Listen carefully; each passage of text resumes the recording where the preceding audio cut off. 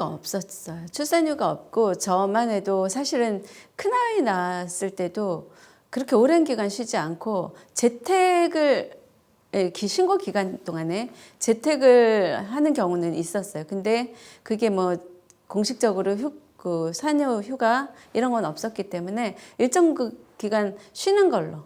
그래서 많이 저 같은 경우는 큰애 낳고는 한 15개월 정도를 쉬어서 그 같은 데가 아니라 같은 업종이지만 다른 곳으로 다시 취업을 해서 계속 일을 했었어요. 복귀를 할 수 있다고는 하지만 내 자리가 있는 것이 아니고 제가 찾아야 되니까 능동적으로 저한테 맞는 곳, 제 위치라든가 페이라든가 이런 부분을 제가 찾아야 되는 부담감이 있었고 다시 진입할 수 있을까 하는 불안감이 있었고 제일 중요한 거는 9개월 동안 저한테만 시간이 멈춰져 있다라는 생각? 심리적인 게 굉장히 많은 부담감을 주는 것 같아요. 다른 사람들한테 있어서의 시간은 계속 움직이는 시간이고 생산성을 만들어서 성장의 기회를 가지고 가는데 저한테 멈춰져 있는 이 시간들이 과연 어떤 의미일까? 근데 저는 개인적으로 그 부분이 되게 힘들었던 것 같아요.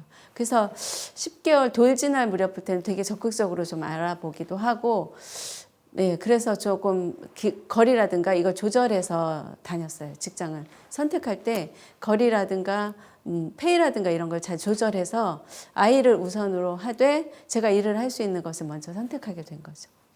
출산 이후에도 일을 계속 했을 때는 언니가 아이를 봐줘서 일을 했거든요. 언니가 저희 아이를 돌봐줬었거든요. 학교 가기 전까지 제가 직장 다닐 때 언니네 집에 아이를 데려다 놓고 퇴근할 때 데리고 오고 이렇게 일을 했었거든요. 저는. 큰아이하고 작은아이 터울이 3살이에요. 근데 큰아이 낳고도 계속했고 큰아이가 초등학교 들어갔을 때도 학교를 급식을 주는 학교로 옮기면서까지 제가 일을 했었는데 큰아이가 1학년 끝날 무렵에 저한테 회사 안 다니면 안 되냐는 얘기를 하더라고요. 그래서 그 얘기를 듣고 생각해 보니까 아이를 키우면서 아이가 성장하는 어떤 중요한 시기에 어떤 그 부분을 제가 돈을 벌고 경제적 이득을 취득하는 것 때문에 간과하고 갈지도 모른다는 생각을 하게 돼서 일은 나중에 하더라도 지금은 이 선택이 아이를 위한 선택이 맞다라고 생각해서 과감하게 그만두게 되었죠.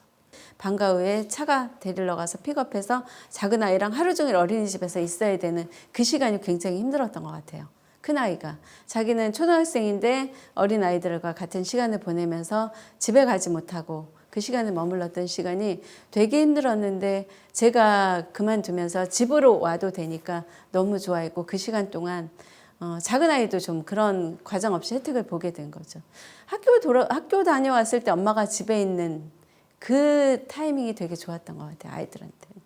제가 상담을 주로 하는 전문 상담사다 보니까 대학생 아이들 청소년 대상으로 상담하면서 만난 친구들을 보면서 저를 또 되돌아보게 되고 저희 아이들을 보게 됐을 때 학창시절에 혹은 뭔가 알아차릴 그 시기에 엄마가 정서적 지지로 그 뒤에 백그라운드로 있는 것 자체가 아이들한테는 교육 이상의 거라는 걸 제가 알게 된 거죠. 그래서 사실은 초보 엄마들을 상담할 때는 반드시 얘기해 주죠. 양보다 질로 아이에게 어떤 것을 줄 수 있는지 교육하지 말라고 얘기하죠. 정서적으로 지지해주고 누군가가 늘 내 편한 사람이 내 백그라운드에 있다라고 그렇게 얘기를 해주고 그런 부분에 있어서는 저는 그거 하나는 되게 잘한 것 같아요. 아이들이 뭐 대기업을 다닌다라든가 뭐 성공해서 어떤 입지에 있지는 않지만 지금 저희 아이들 같은 경우는 자기가 하고 싶은 일을 선택하고 자기가 책임지거든요.